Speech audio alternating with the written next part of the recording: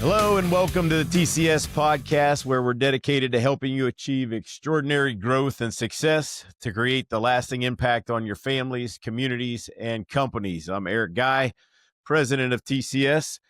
Joining us today is actually a funny story. I'll let him tell it, but a guest. He knows our fearless leader, Brian Hess, but Josh Kosnick, founder of Kyros Coaching and Consulting, certified EOS implementer, and best-selling author of the Kyros Code. Josh, welcome. Thanks, buddy. Yeah, excited to be here with you today. Yeah, so everybody, obviously, in at least the TCS community, tell us how you got in touch with Mr. Hess. Well, Brian and I met through the Arte Syndicate and hit it off right away, like-minded people. And then we were in Bible study together. We'd meet every week, we're Warriors for Christ. Tuesday nights, we were kind of the OG members. And yeah, we've just built our relationship since then. So I like to give him shit and tell him he's old, even though I'm older than him, and, all that stuff. And he's a Steelers fan, which has half my Badgers on the team, on the defense at least. So it's a good thing. Yeah, and they did produce yesterday, so we're still good. So the reason that I kind of thought you'd be a good fit for our community, Josh, is just all that you've had experience-wise. Just because leading a business isn't just about profits, it's about alignment, legacy, and staying grounded under pressure. And I think it's important for people to understand your journey, because it hasn't been easy at all for you. I mean, you've dealt with a lot of adversity. So tell us what the early years were like and what drove you to the coaching and ultimately to be, to go and be an EOS implementer and things of that nature. Yeah, none of that was part of the plan. So if we'll start with that. I Yeah. I started as an entrepreneur when I was 24, started my own financial planning, advising business, and grew in that world for almost 20 years. So I was running a firm in 2021 that was 250 employees. We managed about $4 billion in assets, and just having a great time. Like, we were crushing on all cylinders. And, from the outside looking in, everyone sees this straight line up with my career, but that's never how it goes. It's more like a stock market chart where you take, a step forward and a couple steps back, and then sometimes two steps forward and one step back. That's all business. You figure it out. You get the right people, the right culture built around you. What happened with me in 2021, though, we're getting through COVID, we're getting through um, some other pressures in the industry and whatnot. And I had a cancer on my team, a person that just was I'll call it, well, we'll use good to great or EOS language. We had a wrong person, right seat, and a very talented individual. But I kept chalking up his character flaws to immaturity. And because whether it was my own ego or pride, I had developed plenty of immature humans into being mature, functioning adults in that field, because we tended to recruit younger and build them up. And for whatever reason with this person, I just kept missing it, his character flaws.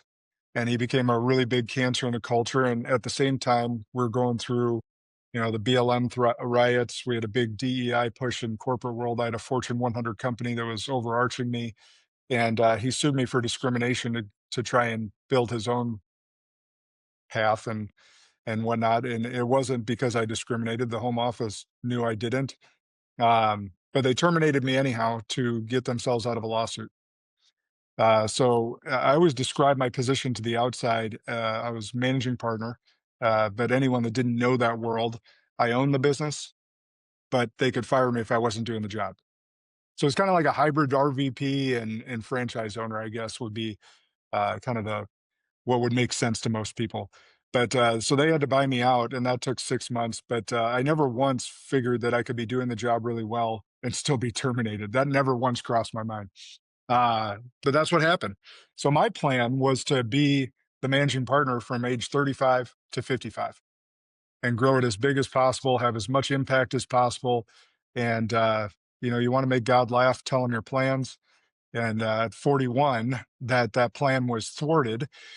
And that sent me into a spiral. Like everything I had built, my identity, everything was wrapped up into that, not only income and impact and all the different things that was ripped out from underneath me. And now I was left questioning who the hell I am and what is my purpose on this planet, because I thought I was living out my purpose.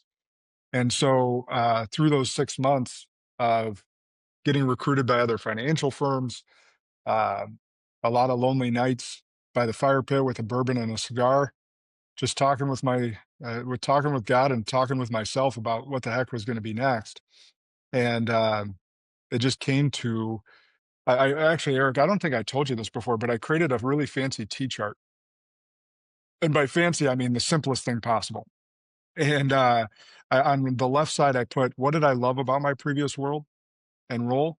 And on the right side, I put, what did I hate? And so I made that list. And then at the bottom, I asked myself a really important question. What if I could design a world where I only did the stuff that I loved and eliminate or at least mitigate all the stuff I hated?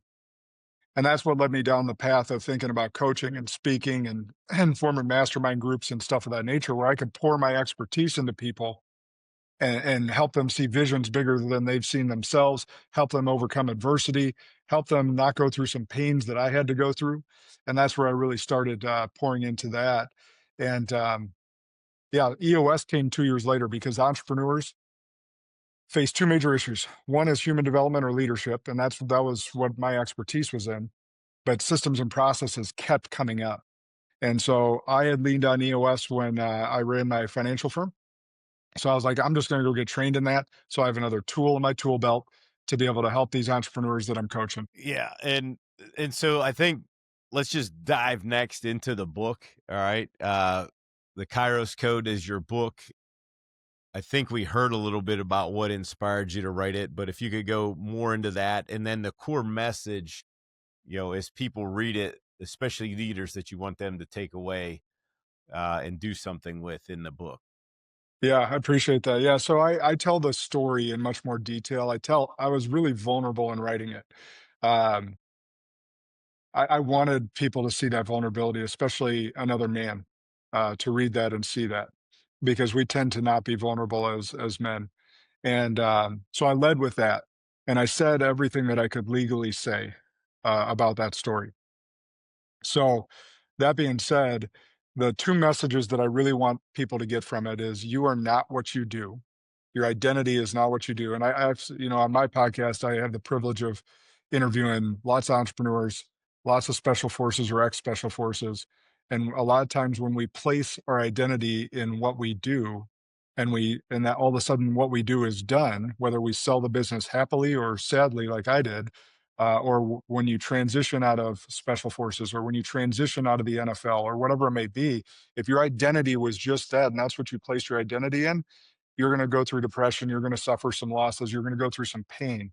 So, one of the messages, you are not just what you do. That is just a piece of the puzzle. One of the other core messages then is the five bridges, which is where I really screwed things up, which was placing all my emphasis, time, effort, and energy into my professional and financial well being. And that's actually bridge four. Because when I lost it all, or what I perceived to be it all, it was just stuff. It was just things. It wasn't my family. It wasn't my faith. It wasn't my fitness. So for me, I had to recreate and prioritize uh, the right things to make sure that I was winning in life outside of my business as well as inside my business. Yeah, you mentioned the bridges in there. Can you go over those again real quick? Those five, and kind of just walk us through kind of high level, because I think those are really important. I know I had the luxury of talking to you previous to this, so I took tons and tons of notes on this, and I think our community would it would really resonate with them, because a lot of them, what the example that you just gave, a lot of them get stuck in as well. Yeah, no, for sure. I think we all have a tendency to. So we all skipped to bridge four, which I call environment, which is your professional, your financial, and hopefully you have creative and joy in there as well. But the reason we do, I think, is it's conditioned from an early age is what do you want to be when you grow up? And then in high school, it goes to, well, what are you going to go to college for? And then in college, it goes, what are you going to do with that degree? And it's all centered around the what and not the who. So I think the more proper question is, who do you want to be when you grow up? What type of impact do you want to have? There's some better questions to ask our kids and frankly ourselves.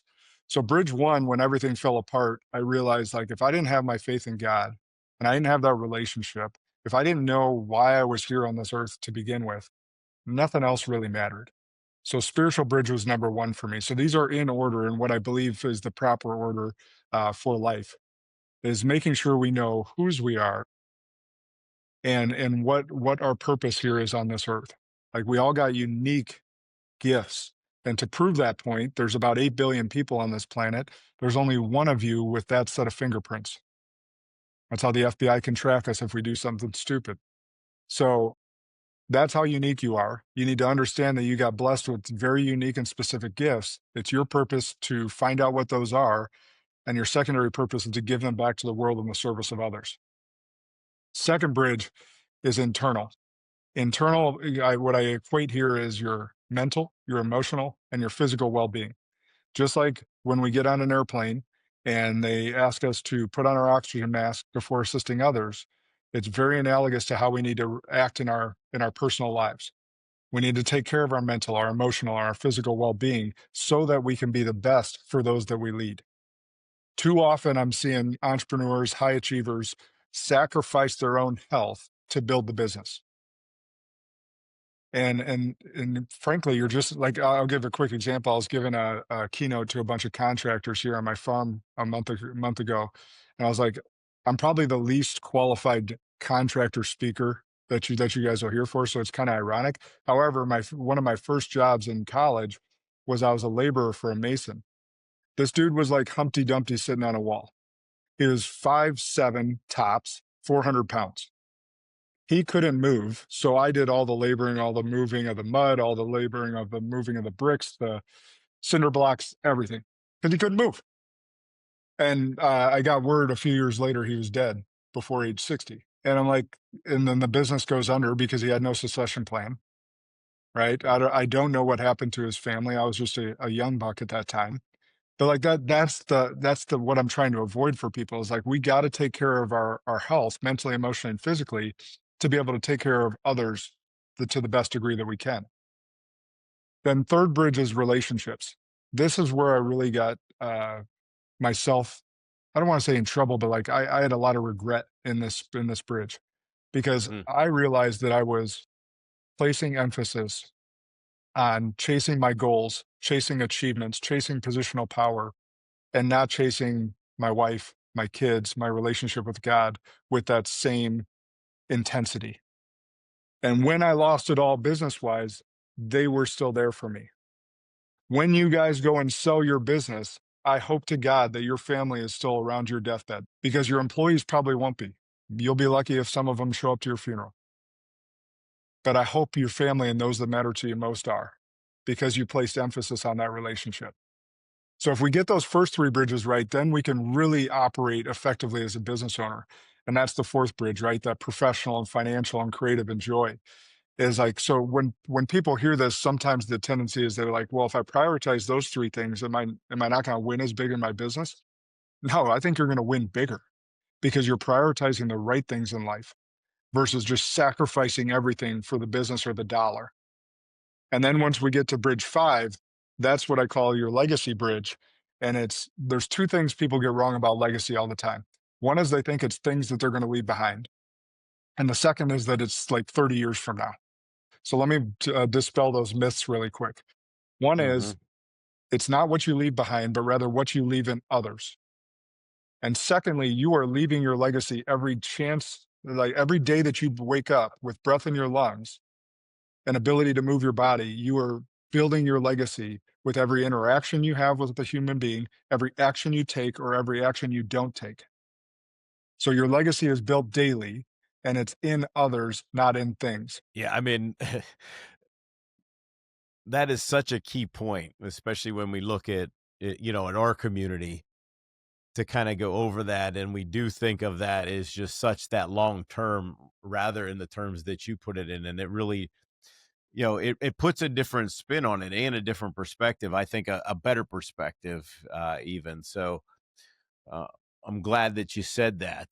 Uh, so into the application, Josh, of, for our community, for our contractors, a lot of our members, a lot of them are in growth mode. So they're either scaling, they're hiring, they're building leadership teams. From your perspective and what you see, what's the biggest leadership trap that contractors, owners fall into? That they still have to be the doer. So the biggest challenge is when you're transitioning from being in the field to being the leader and trusting the people that you're hiring and that you've trained and developed to be in the field. Is from what I'm seeing with contractors. I've kind of fallen into this niche of working with a lot of contractors in all different facets. And I think one of the biggest things that we got to get really clear on is that just because you're not in the field swinging the hammer anymore or pouring the concrete does not mean you're not valuable. You're more valuable, and we got to get you out of that work so that you are the leader and not the producer. And I've seen this over. So, like when I transitioned from being a financial advisor, producing with individual clients to being the leader of the firm, like that was a big mind switch for me as well, because I knew I could daily move the needle by if I called on prospects, if I met with clients.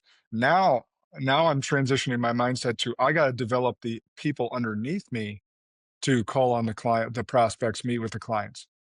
And so the better job that I do with developing those people for casting the vision, for making sure the mission is really clear, the goals are set, the rocks are followed, all those different things, the better job I do there, the more we're going to win. But I think it's partly our own pride and ego, and let me say a little bit more on that. The reason being is I created a little rule for myself. Some people may be different, but I want you to determine a percentage. So in my head, if I could get someone to being about 60% competent to what I believe my skill set is in that certain thing, I'm going to let it go. You may be 80%, but for me, it was 60%. And here's what I found out when I let it go. When I got them to 60%, over the next few months, I found out they were better at it than me. Hmm. If I train and develop them right, and I got them to 60% of what I perceived to be as good as me, over the next few months, they started figuring out ways to be better than me because I empowered them to do that. But whatever your percentage is, figure out that percentage to let it go. Yeah, that's such good advice. I mean, you hit the nail on the head with that one. Just because that's all of our contractors, at least 95% of them. That's where they're at, and that's where we all, and I lump myself into that as well. So good advice there. Um, I think I know what the answer is going to be to this, Josh. But if an owner were to go through those 5 bridges, that framework of yours, which 2 bridges do you think they should tackle first? Well, you're going to tax spiritual and internal first. They're in order for a reason. Yep. Because again, you already have your focus on your business. Let me give you another hack for your calendar. You have your want tos and your have tos. And your want tos are the stuff like that could be working out. It could be reading the Bible. It could be being at your kid's sport event or your kids. I got 3 girls that are heavy into competitive dance. Those are already on my calendar for next year. Spring break's already on my calendar for next year. So if someone wants to book me for a speaking engagement or to coach them and go out to their business, it's not going to be on those dates. Like I'm not sacrificing there because I want to be with that. So here's what happens when you put your want tos in first. You'll get your have tos done because you're a high achiever and you know you're going to get this shit done. But if you don't put your want tos in first and you put your have tos in first, your have tos bleed into your want tos. And then all of a sudden you're missing, date night with your wife. You're missing that kid's event. You're missing the things that bring you the most juice in life, the things that keep you going. And so put your want tos in your calendar before your have tos. And I think that you'll be able to achieve. Again, I hate the word balance, but a lot of people use it. And the reason I hate it is only because it indicates 50-50, and there's never a magical day that you're going to wake up and be 50-50. So in my book, I allude to work-life integration or harmony because Yeah. there's never going to be a season of life that it's 50-50. Yeah. Good point. Nice hack. Thanks for sharing that. Um, if you were to, again, I'm just asking you to boil down things, but if what is one commit you would have our leaders listen that are listening make in the next 90 days based on the principles in your book? So I actually put together an LQ assessment, life quotient assessment. It's totally free. You can take it and you'll find out because what's hard for me to give that advice, Eric, is every person's going to be different. They may be killing it in their spiritual life, but Yeah. their physical health is a mess. They may be killing it in relationships, but their spiritual life, they don't know why they exist. They don't have a relationship with God, whatever. So that LQ assessment, it's totally free. The average person, it takes 6, 7 minutes to actually complete, and it'll give you a score for each bridge and then a total score. So my advice would be, what bridge do we need to close the gap on? And what meaningful things are we going to do over the next 90 days? For some people, maybe, hey, I want to get into the Word of God each morning, just really briefly. And I love that, by the way. That's something I do every morning because I want God in my head before I get in my head. And so, because we know that our heads can be messy places. So, I make sure that's a priority. So, if for the next 90 days, let's say that's your goal, okay, am I going to read just one verse? And I want to micro-size it because most days you'll probably be able to read more than one verse. But on the days that you can't, at least you got one verse read and you actually hit your goal. So I want Hmm. to micro-size some of those and start closing the gap between, let's say you scored a 54, the total goes up to 100 on that bridge. How do we get you to 75 and make a goal and a plan over the next 90 days? Yeah, and where can we find that and you at? Where's the best place? So joshkosnick.com. And then if you actually do /assessment, that's where you can get to the free assessment. Or if you pick up the book, there's a QR code in there as well. Again, it's free either way. And I want to continue for it to be free so that every single year or every 90 days, if you want to retake that and see how much of the gap you've closed, that you have the ability to do so. Yeah, it's good stuff, and I would very much encourage all of you folks, especially in our contractor community, to go ahead and take advantage of that and see where it goes and bring that into your coaching sessions as well. So, Josh, as we always do, a couple rapid fire questions here. I gave you a little bit more than I normally would anybody else, but Because you yeah, knew I, I could I handle it. yes, sir. Yes, sir. Yes, sir. All right. One word to describe your leadership mission. Oh man, actually, so impact would be my word. I always sign off my emails inspire and impact, but impact would be my word. If you had to pick clarity or impact, which is more important for a leader? Oh, that's a funny segue. So impact's my favorite word. However, if we're not clear on the impact we're trying to have, that's a problem. So clarity has to come first. Good stuff. What's a common lie high achieving business owners tell themselves? They're not enough. Yeah. Besides your own book, what's your favorite leadership book? I'm going to give you two because some people may not be on the spiritual vein that you and I are. So the book of Proverbs in the Bible is the best leadership book of all time. Whether you believe in Jesus or not, there's some absolute golden wisdom in there. And then John Maxwell, I could either go leadership gold or I think it's the 21 irrefutable laws of leadership. I think that's the name of it. I took so many notes from both of them. That's awesome. Yeah, good stuff. One habit you do daily to stay grounded. I already said it. I get into God's word early in the morning, make sure he's in my head before I am. A best piece of advice you got when you were building your first business. Well, that's a good one. Um, I'm going to go with the first thing that comes to mind. I was hiring my first associate, and I couldn't believe that there was someone out there that actually liked to fill out paperwork and do the busy work. Like I thought everyone was just wired like me. And it was just a great epiphany to know that there's people that actually love to do what you hate to do, and then offloading that Amen. work is freeing for both of you.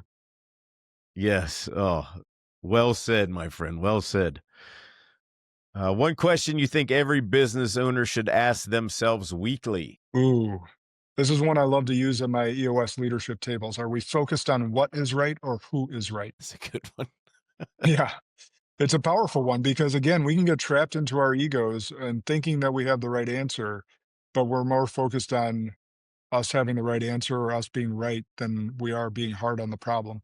When you look at that bridge of legacy, what's most important for you in that legacy bridge?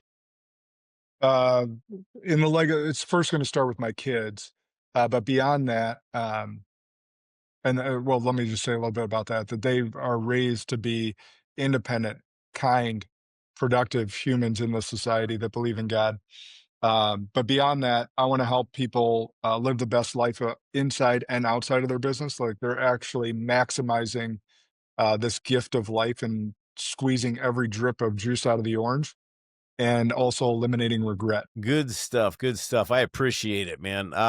So guys, just to kind of sum up everything, one, look out for this guy because we're definitely going to have this guy back.